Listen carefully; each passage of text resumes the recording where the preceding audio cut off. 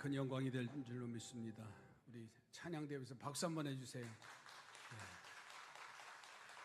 왜 박수하냐면 요즘 김장하느냐고 이렇게 많이 빠져서 다 이유가 있어요. 자, 오늘 한 가족을 좀 소개하겠습니다. 우리 이중근 집사님하고 석순호 집사님, 우리 이중근 집사님 오셨는데 지지난주에 등록하셨는데 오늘 부인 되시는 우리 석순호 집사님 같이 오신, 아무튼 같이 좀 일어나시죠. 둔산 의부에서 가시는데 한번 일어나세요. 두 내외가 같이 일어나셔야 안 쑥스러울 것 같아서. 여러분 뜨겁게 박수로 환영하겠습니다. 감사합니다. 참 잘 오셨습니다. 좋은 교회 참 잘 오셨죠. 우리에게 또 한 가지 좋은 일이 하나 있는데 일부 예배 때 소식을 전해드렸는데 가족 중에서 100세가 되신 어머님이 계시더라고요. 누구냐면 박광서 장로님, 권사님 가정에 어머님이 강릉에 거하고 계신데 지난주일날 아마 100세, 백수연이라고 하지요. 오늘 타월을 가져오셨는데 여보 이거 선물 가져왔어 그랬더니 누구야? 그래서 백수연 그랬더니 100세가 되셔서 온 가족이, 근데 여러분 축하해 주시기 바라고요. 우리 옆에 분들하고 건강하게 삽시다.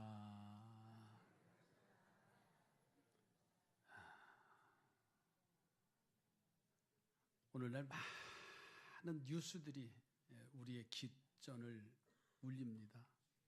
근데 그게 진실인지 진짜인지 가짜인지 도무지 분간할 수 없는 말들이 너무 난무한 거예요. 이 편에 설 수도 없고 저 편에 설 수도 없고 참 우리들이 갈팡질팡하는 그런 모습들이 참 많습니다. 옛날 그리스의 철학자 소크라테스지요. 그 제자가 어느 날 하루는 흥분해서 이 스승에게 달려왔습니다. 선생님 왜 그러냐 그랬더니 방금 제가 길에서 스승님의 친구에 대한 충격적인 얘기를 들었습니다. 무슨 말인데? 그러면서 소크라테스가 자네가 말하기 전에 잠깐 그 이야기를 하기 전에 세 개의 과정을 통과해야 되네. 세 개의 필터링이 돼야 되네. 요즘으로 말하면 가을 거지할 때 이렇게 채가 있잖아요. 그래서 고온건하게 하고 이렇게 흔들면은 거친 건 위에 남고 그게 필터죠. 필터링이 된다는 거예요. 그러면서 그 이야기를 말하기 전에 자네가 말할 때 세 개의 그 과정을 통과했는지 확인해 봤냐라고 물어요. 아니 세 개의 채라니요. 그게 무슨 말입니까? 라고 하자 소크라테스가 이렇게 말합니다. 첫 번째는 진실의 채가 있는가? 진실의 필터링이 됐는가? 다시 말해서 말하려고 하는 것이 사실인가? 그 사실이라고 확신하고 지금 나에게 이야기를 하려고 하느냐라는 얘기예요. 아닙니다. 그냥 길에 지나가다가 들은 얘기입니다. 그래서 소크라테스는 두 번째 채가 되는 선함의 채를 통과시켜 보자고 말합니다. 이 말입니다. 네가 말하려고 하는 것이 듣는 나에게 선하고 유익한 말이냐. 너가 길에 지나가다가 들은 말을 나에게 하려고 하는데 그 말이 선한 말인가? 라고 묻는 거예요. 생각해 보니까는 좋지 아니한 내용이에요. 좋지 아니한 내용. 이게 마지막 세 번째는 필요체입니다. 이 말이 뭐냐면 네가 굳이 지금 그 이야기를 나에게 할 필요가 있느냐? 생각해 보니 지나가다가 들은 이야기인데 꼭 해야 할 말은 아닌 것 같다는 거예요. 자, 그렇다면 그 이야기는 이 말이죠. 진실하지도 않고 선하지도 않고 필요하지도 않으니 내 속에, 너의 마음 속에 그대로 담아두어라. 말하지 않는 것이 현명한 일이다. 이런 말을 해요. 우리가 생각할 수 있는 말이 뭐냐면 진실한가? 그것이 선한 것이냐? 그것이 꼭 필요한 것이냐라고 하는 일. 많은 말들을 듣습니다. 뉴스를 들어보면 정치에 관한 얘기도 그렇고 경제에 관한 얘기도 그렇고 사회에 관한 얘기도 그렇고 온통 편향적인 것으로만 우리가 한쪽에 쏠려 있다는 사실이에요. 그래서 성경은 우리에게 말씀하시는데 에베소서 4장 29절에 이렇게 말씀하셔요. 무릇 더러운 말은 너희 입 밖에도 내지 말고 오직 덕을 세우는 데 소용되는 대로 선한 말을 하여 듣는 자들에게 은혜를 끼치게 하라. 무릇 더러운 말은 너의 입 밖에도 내지 말고 선한 말을 해서 듣는 자들에게 은혜를 끼치게 하라. 더 나가서 잠언서 18장 21절에는 또 이렇게 말씀하셔요. 죽고 사는 것이 혀의 힘에 달렸나니 혀를 쓰기 좋아하는 자는 혀의 열매를 먹으리라. 아멘. 이 말씀이 오늘 이 아침 우리들에게 주시는 메시지예요. 이스라엘 백성들이 오늘 본문에 가서 보니까는 홍해의 바다를 기적적으로 건너요. 그런데 그 놀라운 감격, 기적의 감격이 사라지기도 전에 수르라고 하는 광야의 길을 가는데 그만 환난을 맞습니다. 3일 동안 가는 동안에 물이 없어서 마실 물이 없어서 고통을 당하다가 마라라고 하는 오아시스를 만나요. 자, 그런데 물을 마셔보니까는 사람이 마실 수 없는 아주 쓴 물을 발견하는 거예요. 백성들은 엊그제의 기쁨 모두 잊어버립니다. 모세를 향해서 원망하고 불평을 합니다. 그래서 모세가 그 모습을 보면서 얼마나 답답한지 그럴 때 유행어가 하나 있지요. 난감하네. 그렇죠? 그때부터 쓴 거예요. 모세 때부터. 정말 이러지도 못하고 저러지도 못할 때 어느 코미디언이 난감하네라고 하는 것처럼 모세가 너무 난감한 거예요. 그래서 하나님 앞에 부르짖어 기도해요. 그랬더니 하나님은 모세의 기도를 들으시고 나무를 잘라서 그 쓴 물에 던지라. 그 음성을 듣고 그대로 나무를 베어서 쓴 물에 던지니까는 여러분이 알듯이 쓴 물이 뭐가 됐다고요? 단물이 됐다. 그래서 그 많은 사람을 이제 마시게 하는 일이에요. 그러나 100만 명이나 되는 그 많은 사람들을 한 샘물을 마신다는 것은 쉬운 일이 아니에요. 어려운 일이 되어버렸어요. 그래서 하나님은 그들에게 이렇게 말씀합니다. 법도를 잘 그리고 순종하면 너희들을 엘림으로 인도해 주겠다. 그래서 엘림의 길로 가는데 가서 보니까는 종려나무 70주가 돼 있고 물샘, 샘물 12곳이 있는 것으로 그들을 인도해서 그들의 문제, 그들의 가는 길에 엘림의 축복이 이루어진 사건이에요. 저는 오늘 말씀을 통해서 이렇게 제목을 정했습니다. 나의 가는 홍해에 기적과 같은 일들이 있었지만 수르 광야에서 마실 물을 발견했는데 마실 수 없는 마라의 쓴물과 같은 인생들. 그러나 그 과정 속에서 하나님 앞에 기도하니 엘림의 길까지 가서 그 많은 사람들이 먹고 누리는 것처럼 저는 오늘 나의 가는 길에 이 말씀을 통해서 세 가지의 말씀을 증거하려고 합니다. 첫째는 나의 가는 길에 어떻게 할 것입니까? 하나님 앞에 부르짖기를 바랍니다. 오늘 본문 25절 말씀을 한번 볼까요?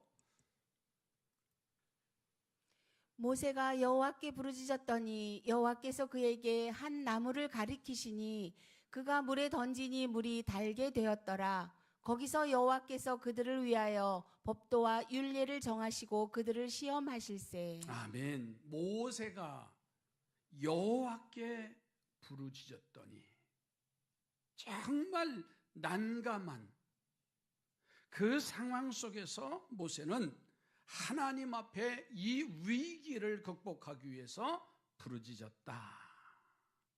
무슨 말이죠? 기도했다라는 말이에요. 우리 잘 아는 얘기예요. 힘들고 어려울 때 여호와께 부르짖으면 여호와께서 응답하신다. 여러분, 이 엘림으로 가는 첫 번째 길은 정말 우리가 깨달아야 되는데, 하나님 앞에 어려움을 부르짖으면 그분이 길을 이끌어 주신다. 그런데 그 어려움을 당할 때 왜 우리가 기도하지 못하느냐? 이유를 알아야 돼요. 마음은 원이로되, 마음은 원이로되 육신이 약하다고. 다시 말해서 첫째로는 이유가 있어요. 원망하고 불평하는 것을 먼저 했기 때문에 그래요. 뭐 하는 것을 먼저 했다고요? 원망하고 불평하는 일을 먼저 합니다. 문제 해결의 열쇠가 되시는 하나님을 느끼지 못하고 안 되는 이유를 남에게 전가하거나 자신의 신세를 한탄하면서 내 입에서 불평과 원망이 먼저 나오기 때문에 마음은 원이로되 육신이 약한 존재예요. 우리의 마음으로, 우리의 기로는 하나님 앞에 부르짖는다라는 것을 다 알아요. 그러나 지금 마실 물이 없는데, 내 인생에 가는 과정이 힘든데 라고 우리는 그 자리에 주저앉는 거예요. 두 번째 기도하지 못하는 이유가 뭐냐면 믿음이 없기 때문에 그렇습니다. 전능하신 하나님의 능력을 믿는다면 분명히 하나님 앞에 무릎 꿇어 기도할 겁니다. 그런데 그 하나님보다는 마음은 원인데 육신이 약하다고 하면서 그 문제의 해결을 위해서 사람을 찾아다니며 사람의 방법을 더 크게 보기 때문에 하나님 앞에 기도해야 할 생각이 나지 않는다는 거예요. 이제 우리는 이런 어리석음에서 벗어나서 하나님께 나라를 위해서, 나 자신을, 교회를 위해서 도우심을 요청하는 기도의 사람들이 되기를 주의 이름으로 축복합니다. 우리 옆에 번호고 축복하십시오. 기도의 사람이 되시기 바랍니다. 그러면 이렇게 돼도 나도 알아. 다 나도 알아요. 모를 사람 없습니다. 약복강에서 기도에 씨름을 하던 야곱처럼 당신이 이 밤에 해결해 주지 않으면 내가 당신을 가지 못하게 붙잡았게. 그의 허벅지 관절이 물골돼서 걸을 수도 없는 그의 인생이 된다 할지라도 그는 천사와 씨름하는 장면을 보세요. 사형 선고를 받고 얼마 살지 못한다고 하는 히스기야 왕, 그는 하나님의 성전에 올라가서 하나님 살려달라고 기도할 때 그의 생명이 연장된 역사를 볼 수가 있어요. 갈멜산에서 바알 선지자들과 대결해서 씨름하는, 싸움하는 선지자 모습 보세요. 백성들이 보는 가운데 그들은 머뭇거렸습니다. 당신들은 어느 편에 설 것인지 결정하라고 합니다. 아무런 응답이 없는 것처럼. 그러나 무너진 제단을 수축하고 거기에 물을 깃고, 그래서 하나님의 불로 역사하시는 그러한 놀라운 역사가 일어납니다. 아이를 갖지 못한 한나는 너무나 많은 어려움을 당해요. 하나님의 성전에 가서 기도하는데도 오해를 받습니다. 그러나 그는 기도하기를 멈추질 않아요. 하나님이 잉태의 축복을 주시고 그 아들을 허락하시는데 사무엘이라고 하는 아들을 주십니다. 이 사무엘이라고 하는 뜻은 내가 하나님 앞에 구하여서 얻은 자다라고 고백을 해요. 여러분, 간절한 마음으로 기도해야 될 줄로 믿습니다. 우리가 IMF를 당했을 때 온 백성들이 한 마음이 돼서 교회마다 기도의 소리들이 얼마나 사무쳤어요. 코로나 기간에 예배하고 싶어도 예배하지 못해서 몸부림치면서 이 환난을 지나게 해달라고, 전혀 듣지도 못했던 그 바이러스로 인해서 그 죽음의 두려움 속에 있으면서도 우리는 꿋꿋하게 기도의 사람이 되어졌습니다. 그러나 그 과정을 지켜온 지금 오늘 우리는 또다시 마실 물이 없다고 마라의 쓴물에서 불평하고 원망한 우리들의 모습 보세요. 2차 세계대전 때 프랑스가 독일의 점령을 당합니다. 그때 프랑스를 도우려고 영국의 군대 29만 명이 도보해협을 건너서 바로 오게 되어집니다. 그러나 전세가 역전돼서 독일군이 이제 우세를 거서 프랑스를 점령하고 퇴각의 위기에 당합니다. 그들은 그 많은 군대가 이 바다를 도보해협을 건너야 하는 위기의 상황이 왔어요. 만약에 이제 도보해협을 건너지 못하면 영국의 젊은이들 29만 명이 죽는 거예요. 그때 당시 영국의 국왕 조지 5세는 온 국민들에게 담화를 발표합니다. 우리들의 자녀들이, 젊은이들이 죽을 위기에 처했는데 우리의 힘으로는 아무것도 할 수 없으니 온 국민이 합심해서 하나님께 도와주시기를 기도하십시다. 그리고 그날을 기도의 날로 선포를 하는 거예요. 온 국민들은 왕의 담화를 듣고 무릎을 꿇습니다. 그리고 간절히 우리의 자녀들을, 청년들을 지켜달라고, 구해달라고 간구하는 거예요. 기적과 같은 하나님의 응답이 나타납니다.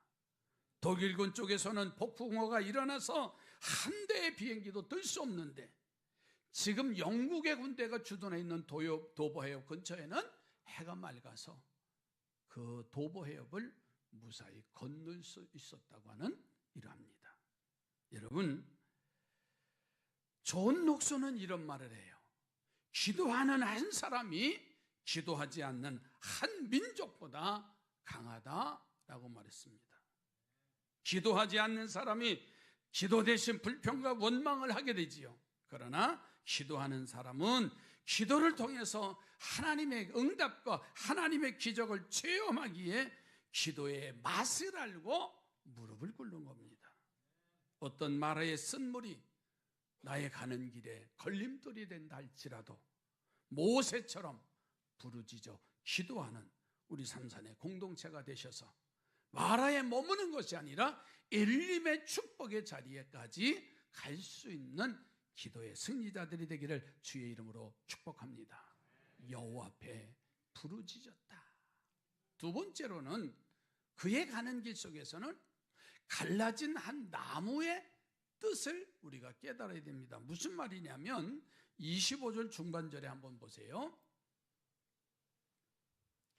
모세가 여호와께 부르짖었더니 여호와께서 그에게 한 나무를 가리키시니 그가 물에 던지니 물이 달게 되었더라. 거기서 여호와께서 그들을 위하여 법도와 율례를 정하시고 그들을 시험하실세. 예. 하나님은 모세의 기도를 들으셔서 응답을 하시는데 그 응답이 뭐냐면 한 나무를 가리키셨다 그랬어요. 그 나무를 그 쓴 물에 던지면 달게 되리라. 그래서 나무를 베어다가 그 물에 던지니, 그 운동에 던지니 단 마실 물이 됐다는 거예요. 여기서 쓴 물이 단물로 바뀌는데 한 나무의 희생이 있었다는 것을 오늘 우리는 알아야 됩니다. 나무가 잘려졌다라는 것은 희생과 헌신을 의미합니다. 다른 말로 말해서 희생과 헌신이 있을 때 문제가 해결된다는 거예요. 사랑하는 성도들이요, 나아가는 인생의 길에 쓴물로 힘들고 어려우십니까? 왜 나에게 이런 시련을 주시는가 원망부터 하지 말고 하나님이 희생과 헌신을 요구하시는구나 라는 것을 우리는 깨달아야 됩니다. 우리들이 죄를 지어서 지옥 갈 인생들이요, 그런 마실 수 없는 인생의 삶 속에 천국을 갈 수 있도록 만드신 분이 계시죠. 그분이 예수 그리스도입니다. 그분이 십자가에 달리셨잖아요. 얼마나 고통스러운지 인간의 몸으로는 도저히 감당할 수 없어서 나의 하나님 나의 하나님 어찌해서 나를 버리시나이까 십자가상에서 외치십니다. 그분이 바로 우리의 마실 수 없는 인생의 쓴물을 달게 만드시는 나무가 됩니다. 자신의 육신을 찢어서 희생하십니다. 죄도 없으신 분이 거머쥔 십자가의 형틀에 달리셔요. 당시 십자가의 형틀은요, 로마 사람들이 만들어 내었지만은 너무 잔인한 형틀이기 때문에 그 로마에서는 한 번도 집행해 보지 아니한 그 십자가의 형틀을 가지고 지금 이스라엘 예루살렘에서 한복판에서 이루어지는 일이에요. 그 십자가를 지신 분이 예수 그리스도였습니다.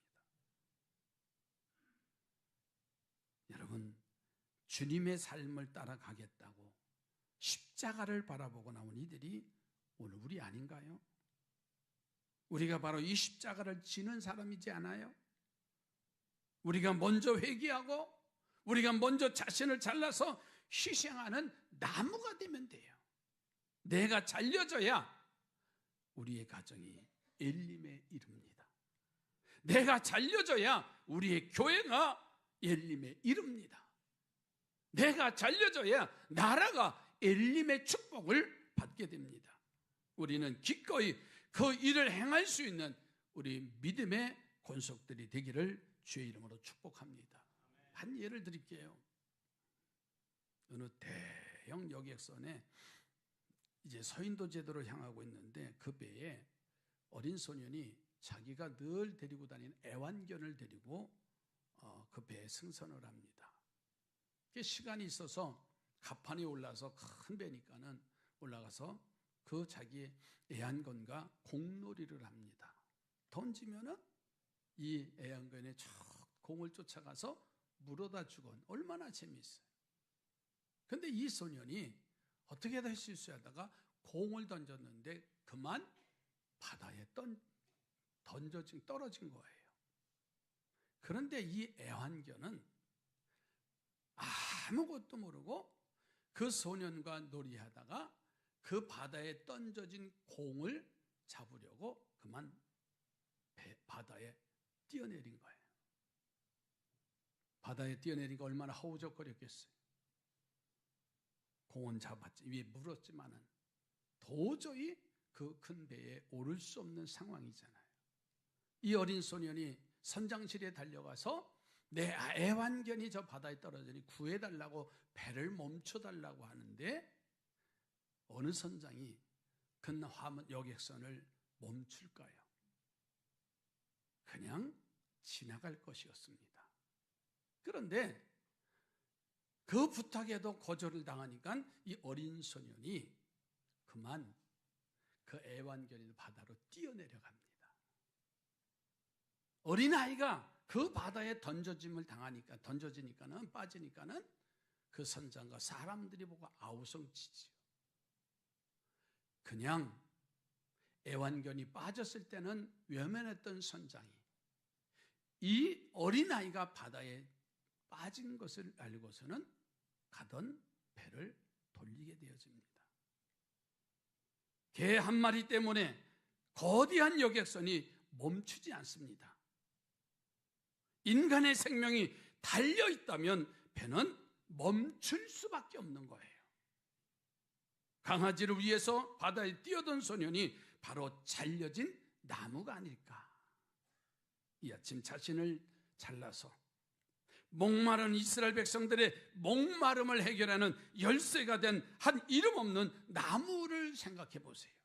그리고 우리 모두가 그 나무가 되어서 우리가 있는 가정, 내가 소속한 교회, 이 사회에서 쓴 물이 단물로 바뀌어져 가기를 주의 이름으로 축복합니다. 내가 희생하면, 내가 잘려지기만 하면 쓴 물이 단물로 바뀌어지는 가정이 되고 이 사회가 되고 이 민족이 되었으면 좋겠어요. 마지막 세 번째로는 하나님의 말씀대로 우리가 살아야 됩니다. 자, 쓴 물이 단물로 바뀌어지니까 이스라엘 백성들이 얼마나 기뻤어요. 야, 이런 기적도 있구나. 그런데 그 기뻐하는 이스라엘 백성들에게 하나님이 다짐을 시킵니다. 그리고 시험을 하셔요. 오늘 25절 하반절서부터 26절을 또 한번 보실까요? 거기서 여호와께서 그들을 위하여 법도와 율례를 정하시고 그들을 시험하실세 이르시되 너희가 너희 하나님 나 여호와의 말을 들어 순종하고 내가 보기에 의를 행하며 내 계명에 귀를 기울이며 내 모든 규례를 지키면 내가 애굽 사람에게 내린 모든 질병 중 하나도 너희에게 내리지 아니하리니 나는 너희를 치료하는 여호와임이라. 아멘. 그 기뻐하고 즐거워하는 백성들에게 야, 마라에서 이제 쓴물이 단물이 됐다는 그 기뻐하는 이스라엘 백성들에게 다짐을 시킵니다. 약속을 받습니다. 너희는 이제는 하나님의 말씀에 순종을 해라. 그 순종을 듣고 그 말씀대로 행하라는 거예요. 또 한 가지는 의를 행하라는 겁니다. 세 번째는 하나님의 계명에 귀를 기울이라고 말씀하셨고 또 한 말씀을 보니까 하나님의 규례를 지켜라. 이 모든 말씀은 하나님의 뜻대로 하나님의 말씀대로 살라는 이 하나님의 소원이 그 속에 담겨져 있어요. 그래서 이스라엘이 하나님의 말씀대로 살기로 소원하니까는 하나님은 그들을 엘림으로 인도를 하셔요. 마라에서의 호적거리는 인생이 아니라 그때 맛을 봤지만은 만족하지 않았던 이스라엘 백성들을 향해서 하나님의 말씀에 순종하고 의를 행하고 계명을 지키고 규례를 지키니까 마음만 결심하니까는 그들을 엘림이라는 곳으로 인도해요. 여러분, 하나님의 뜻대로 사시기 바랍니다. 하나님의 법대로 행할 수 있기를 바랍니다. 옳은 일을 행하는 의의 사람들이 되시기 바랍니다. 그러면 하나님은요, 우리의 가정을 마라에서 엘림의 길로 인도해 주신다는 거예요. 여러분, 사람이 잘한다고 일을 하지만 항상 거기에는 실수할 수 있어요. 실수가 많아요. 사람이 하는 일은 잘한다고 해도요, 실패와 실수가 있기 때문에 하나님은요, 하나님의 법대로 살고 의를 행하고 살려고 당부하시는 거예요. 하나님의 말씀대로 살면 반드시 하나님은요, 우리의 가는 길을 엘림의 길로 축복하신다는 거예요. 세계적인 부어 록펠러의 일하는 우리가 너무 잘 알고 있어요. 이 록펠러의 어머니가 어린 아들 록펠러에게 세 가지를 당부해요.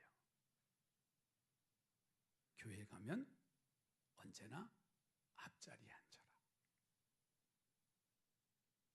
그리고 너 수입의 11절은 반드시 들어야 된다. 그리고 설교를 들을 때 사람의 말로 듣지 아니하고 하나님의 말씀으로 받아들여라. 록펠러의 어머니가 록펠러에게 당부한 얘기입니다. 록펠러는 그대로 살았어요. 그랬더니 하나님의 법대로 사는 록펠러를 축복하셔서 세계적인 대부호가 된 것을 우리는 너무나 잘 알고 지금까지도 회자되잖아요. 빌리 선데이가 소년 시절에 교회 나가서 등록을 합니다. 그때 목사님이 이 소년에게 3가지를 당부하더래요. 빌리, 너 신앙생활 하는데 이 3가지만 하면 너 대성공을 한다. 이 어린 소년이 귀가 쫑긋했습니다. 그 이야기가 뭐냐면 너는 매일 15분 이상 성경을 읽어라. 그리고 15분 이상 하나님과 대화하라. 기도하라는 거지요. 그리고 3번째는 매일 15분 이상 하나님에 대해서 사람에게 말하고 1번 이상 희생적인 그리스도의 삶을 살아가라고 어린 이제 썬디에게 말합니다.